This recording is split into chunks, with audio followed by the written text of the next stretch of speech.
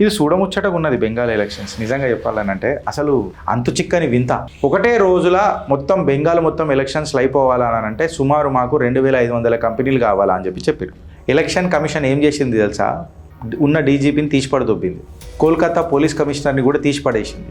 అయితే ఇప్పుడు ఫేజ్ వైజ్గా ఒకటే దగ్గర జరిగిందనుకో ఖచ్చితంగా భారతీయ జనతా పార్టీకి సింగిల్ షాట్లా గెలిచే అవకాశం ఉంటుంది. బెంగాల్లో ఎలక్షన్స్ గెలవాలా భారతీయ జనతా పార్టీ కన్నానంటే పొరగాల మజాక్ కాదు. One of the ruthless poll booth management party ఏదైనా ఉన్నది అని అంటే అది టీఎంసీ. రాను అంచెలంచెలుగా మమతా బెనర్జీ గెలుస్తూ వస్తూ ఏ రకంగా చేసేసిందనంటే బెంగాల్ అనేది ఆమె సొంత జాగిర్ అన్నట్టు, భారతదేశం భూభాగమే కాదన్నట్టు, అక్కడ రాజ్యాంగం కేవలం మమతా బెనర్జీ చెప్తేనే మాట్లాడతారు అన్నట్టు. సో వాళ్ళు వాళ్ళకు క్లియర్ కట్గా ఒక మెసేజ్ కూడా ఇస్తున్నారు. ఎవరికి? ప్రజలకు. మళ్ళా నీకు తెలుసు కదా, ఓటు వేయకపోతే ఏమవుతుందో, చాయ్పై చర్చ అని అంటే వాళ్ళకి ఏదో బుజ్జగింపు చర్యలు కాదు, నువ్వు చేయకపోతే ఏమవుతుందో తెలుసు కదా అని పిల్లకాకి ధమ్కీలు. ఆర్ బెంగాల్ వాళ్ళకు తెలివి ఉండాలా ఈసారి ఎవరిని గెలిపించుకుంటారు అని. ఎస్, భారతీయ జనతా పార్టీ కూడా ఈసారి హిందువుల యొక్క మనోభావాలకు గట్టి బలంగానే నిలబడి కవచమై నిలబడుతున్నదని చెప్పి నేను ఆశిస్తున్నాను. Gautam Model School, Sun City branch, admissions are open for 2026.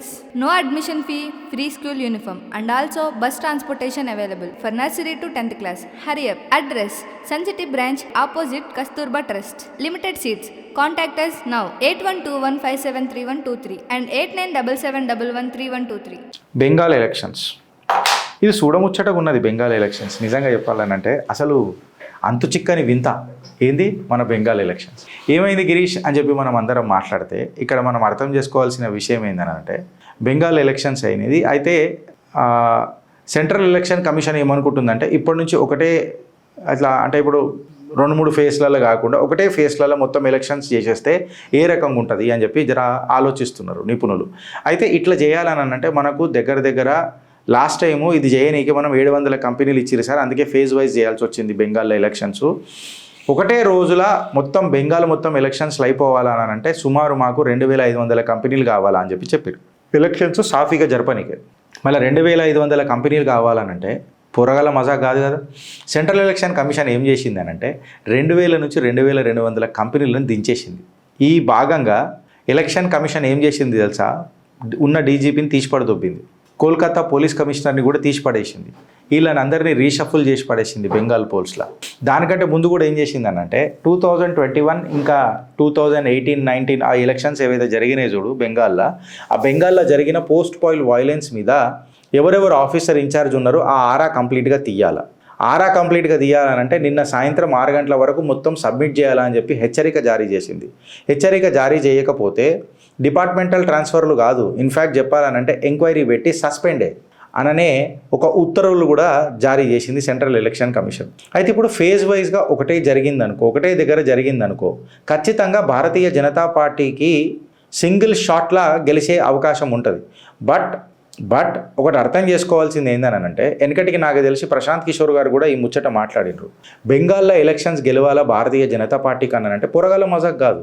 ఎందుకు పొరగాల మజాక్ కాదు అనంటే ప్రశాంత్ కిషోర్ అన్న మాటలు అనుకుంటా, నాకు కరెక్ట్గా గుర్తులేదు కానీ బట్ ఎవరో బరాలు ఇది మాట్లాడిన మాట ఏందనంటే భారతీయ జనతా పార్టీ ఫస్ట్ ఒకటి గుర్తుపెట్టుకొని పోవాలా. బెంగాల్లో ఎలక్షన్స్ అనంటే అలా ప్రత్యర్థులు ఎవరో అపోజిషన్ పార్టీయో కొన్కిస్కా గొట్టం డింకానో కాదు, one of the ruthless poll booth management party ఏదైనా ఉన్నది అని అంటే అది టీఎంసీ. అత్యంత అరాచకాలతో ఎలక్షన్ని గెలిచే బూత్ ఏజెంట్లు ఏదైనా పార్టీలు ఉన్నారు అని అంటే ఎవరు? అది టీఎంసీ అని చెప్పి చెప్తారు. మళ్ళీ ఇంత ఘాతక్ ఉన్న పరిస్థితులల్లో బీజేపీ గెలవడం అనేది ఏ రకంగా ఉంటుంది అని అంటే సింగిల్ ఫేస్లో కొట్టేస్తే మస్తు ఉంటుంది అని చెప్పి ఉన్నారు. ఇన్ఫ్యాక్ట్ చాలా రసవత్తరంగా ఉన్నది. మోదీ గారు కూడా ఎక్కడ కూడా ఏడ కూడా ఇష్టం వచ్చినట్టు ఎవరు మాట్లాడతలేదు. కేంద్ర కేబినెట్ మంత్రులు కూడా ఎక్కడ కూడా ఎట్లా కూడా అడగోలుగా మాట్లాడతలేరు. మమతా బెనర్జీ అయితే మనకు రోజు సుప్రీంకోర్టుకి అది మన ఏమంటారు కోల్కతా హైకోర్టుకి వచ్చి కూర్చుంటుంది, లేదా సుప్రీంకోర్టుకు పోతున్నదో తెలియదు. కోర్టులలో కూడా పరిశీలన అవుతుంది. రేపు నువ్వు ఏం కేసు వేస్తావో మమతా బెనర్జీ కేసు గది కూడా ఇప్పుడే చెప్పేసి మీకు ఎననికనే మేము ఉన్నాం, ఇక మీకోసమే పనిచేసేటట్టున్నాము అని చెప్పి వాళ్ళకి టిప్పనీలు జరుగుతున్నాయి. ఈ మధ్యలో ఏం జరిగింది అని అంటే కొన్ని సర్వేలు కూడా జరిగినాయి. సర్వేలలో ఏం చెప్పారనంటే ఏదో INS సర్వే ఏదో పేర్లు గుర్తొస్తలేవు. అందులో ఏం చెప్పారంటే భారతీయ జనతా పార్టీకి 100 నుంచి 115 సీట్లు, 115 నుంచి 120 సీట్లు వచ్చేటట్టు ఉన్నాయని చెప్పినారు. మళ్ళీ టీఎంసీకి ఏమో 155 నుంచి 160 సీట్లు వచ్చేటట్టు ఉన్నాయని చెప్పినారు. వెనకటికి వీళ్ళు కూడా అట్లనే చెప్పారు, కానీ అట్లా సెట్ కాలేదు. అంటే సెట్ కాలేదు అని చెప్తే ఎప్పుడైతే వెనకటికి కమ్యూనిస్ట్ సర్కార్ ఉండదు చూడు బెంగాల్లో, కమ్యూనిస్ట్ సర్కార్ ఉన్నప్పుడు కూడా స్టార్ న్యూస్ నెల్సన్ ఇంకోటి CNN IBN ఏదో ఒకటి ఉండే ఆ ఛానల్. ఈ ఛానల్ ఇచ్చినప్పుడు ఒక సర్వే ఇచ్చినప్పుడు చాలా దగ్గరగా ఉండే. ఎట్లా అంటే అప్పుడు కూడా వెనకటికి ఖచ్చితంగా కమ్యూనిస్ట్ సర్కారే వస్తుంది, గెలుస్తుంది అని చెప్పిండ్రు. బట్ అంచెలంచెలుగా చూస్తే Mamata Banerjee we will vote for a change అని బెంగాల్ ప్రజలు ఆలోచించి సింగూరు ఘటన తర్వాత టాటా ప్లాంట్ ఇన్సిడెంట్ ఏదైతే ఉండేనో మాకు ఖచ్చితంగా మమతా బెనర్జీ కావాలి, ఒక చేంజ్ కావాలి, కమ్యూనిస్ట్ సర్కార్ ఏం చేస్తలేదు ఎక్సెట్రా అని ఆలోచించారు. కమ్యూనిస్ట్ సర్కార్ ఎందుకు ఏం చేస్తలేదు అని ఆలోచించిండ్రు అని మనం ఆలోచిస్తే వృత్తిరీత్యా నేను చెప్పిన కదా ఫ్రెండ్స్, మనం బాగానే తిరిగినాం వెనకటికి, అక్కడక్కడ తిరిగినాం. మీరు వెనకటికి అగర్ వెస్ట్ బెంగాల్ ఈ బెంగాల్ ఎవరైనా తెలిసిన వాళ్ళు ఎవరైనా ఉన్నారు అని అంటే వెస్ట్ బెంగాల్లో మీకు క్లియర్ కట్గా ఒకటి అర్థమవుతుంది. ఏందని అంటే అక్కడ ప్రతిసారి ప్రొటెస్టులు జరుగుతుండే, ప్రతి చిన్నదానికి ఒక యూనియన్ ఉంటుండే, వారంలో 2-3 రోజులు ఖచ్చితంగా ఆడ హర్తాలు జరుగుతుండే ఎక్సెప్ట్ సండేస్. సో కమ్యూనిస్ట్ సర్కార్ మీద వాళ్ళు కంప్లీట్గా విసిగిపోయి ఏదో ఆల్టర్నేట్ చూస్తున్న తరుణంలో మమతా బెనర్జీ వాళ్ళకు ఒక జీవితం కనిపించింది. ఆమెకు గంప గుద్దేశారు. గుద్దిన తర్వాత ఒకసారి మీరు అర్థం చేసుకుంటే ఈ మైనారిటీ ఓటు బ్యాంక్ ఏదైతుంది చూడ, అది కంప్లీట్గా షిఫ్ట్ అయింది మమతా బెనర్జీకి, అబ్సల్యూట్గా షిఫ్ట్ అయిపోయింది. అండ్ ఈ కమ్యూనిస్ట్ ఓటు బ్యాంకు కూడా కంప్లీట్గా టీఎంసీకి షిఫ్ట్ అయింది. కాకపోతే భారతీయ జనతా పార్టీ అప్పుడు లేకుండే ఇప్పుడు కొంచెం అక్కడ జర గట్టిగా ఊడు మొదలెట్టింది. ఇన్ఫ్యాక్ట్ చెప్పాలని అంటే ఎప్పుడైతే ఈ డీజీపీలు కమిషనర్లు ఇన్ఫ్యాక్ట్ 2 లక్షల సెంట్రల్ ఫోర్సులు, ఒక మ్యాసివ్ ఫోర్సు బెంగాల్ ఎలక్షన్స్లో సెంట్రల్ ఎలక్షన్ కమిషన్ డిప్లాయ్ అయితే చేసింది చూడు, 2000 కంపెనీల నుంచి 2200 కంపెనీలను డిప్లాయ్ చేసింది చూడు, మమతా బెనర్జీ ఫ్యూజులు ఎగిరిపోయినాయి. మమతా బెనర్జీ దీన్ని ఆపలేదు కూడా. ఎందుకు ఆపలేదు అని అంటే జరే మన చైనీకి ఒక పోలీస్ వ్యవస్థ ఉండాలి, డీజీపీ ఉండాలి, నీ దగ్గర ఒక వ్యవస్థ ఉండాలి. రాను అంచెలంచెలుగా మమతా బెనర్జీ గెలుస్తూ వస్తూ ఏ రకంగా చేసేసిందని అంటే బెంగాల్ అనేది ఆమె సొంత జాగిర్ అన్నట్టు, భారతదేశం భూభాగమే కాదన్నట్టు, అక్కడ రాజ్యాంగం కేవలం మమతా బెనర్జీ చెప్తేనే మాట్లాడతారు అన్నట్టు, ఈ డిఓపిటి అనేది ఏం లేనట్టు, ఐఏఎస్ ఆఫీసర్లకు ఏ జిమ్మేదారీ జవాబారీ లేనట్టు, మొత్తం ఆమెనే చేస్తూ ఆమెనే నడుపుతూ ఆమెకు మద్దతు తెలిపితే డీజీపీలకు రాజ్యసభలకు పంపుడు. కోర్టు కూడా అన్నది కదా, ఆప్కుతో బోత్ తత్పర్ అయితే ఆ డీజీపీకు రాజ్యసభ భేజనకెళ్ళి అని కోర్టులు కూడా ఎన్నోసార్లు పలు మాటలు ఆమెను మెల్లమెల్లగా చిన్న టిప్పనీలు చేసినాయి. సో ఈ రకంగా జరుగుతున్న ఎలక్షన్స్లలో 2000 నుంచి 2200 కంపెనీస్ అక్కడికి దిగిపోయినాయి అని అంటే ఈసారి రసవత్తరంగా ఉంటుందా ఉండదా బెంగాల్ ఎలక్షన్స్ అనేది ఒకసారి మీరు ఆలోచించండి. సింగిల్ ఫేజ్గా ఎందుకు చేద్దాము అని చూస్తున్నారు అని అంటే ఒక ఫేజ్లో సపోజ్ భారతీయ జనతా పార్టీకి ఫేవర్ అయిందనుకో, మమతా బెనర్జీ నార్మల్ ఆమెనా, అసుర లక్షణాలు ఉన్న డాయన్ ఆమె ఏం చేస్తుంది?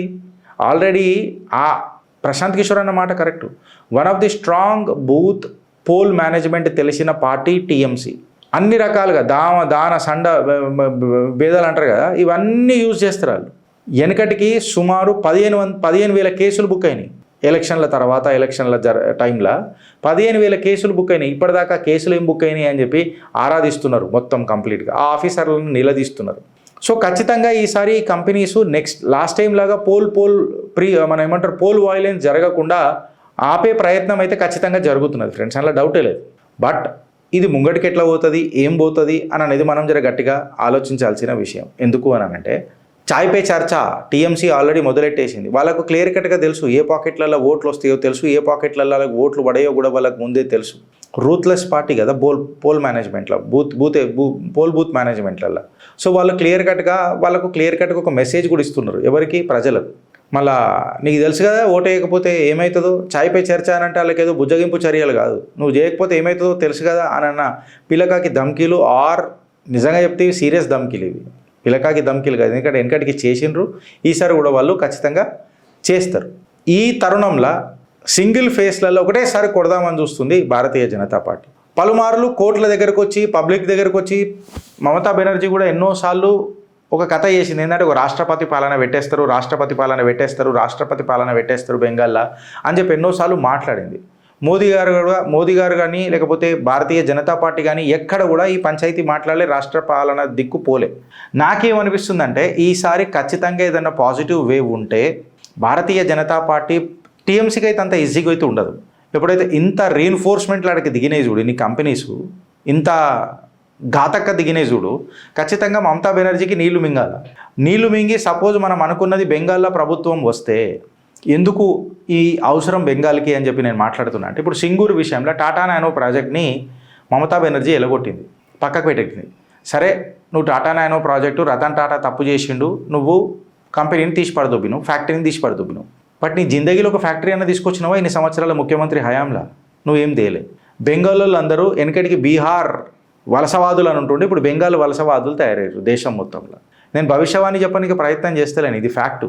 బెంగాల్ వాళ్ళకు తెలివి ఉండాలా ఈసారి ఎవరిని గెలిపించుకుంటారు అని.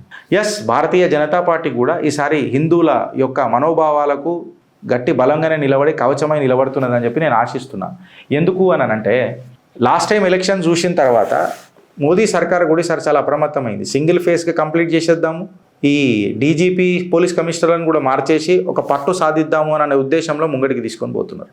సో అంత సింపుల్ అయితే కాదు బెంగాల్ ఎలక్షన్స్లో మమతా బెనర్జీకి. సో మనం కూడా పరమేశ్వరుడిని ఒకసారి ధ్యానం చేసి పాజిటివ్ అయ్యేటట్టు చూద్దాం. భారత్ మాతాకి జై ఫ్రెండ్స్.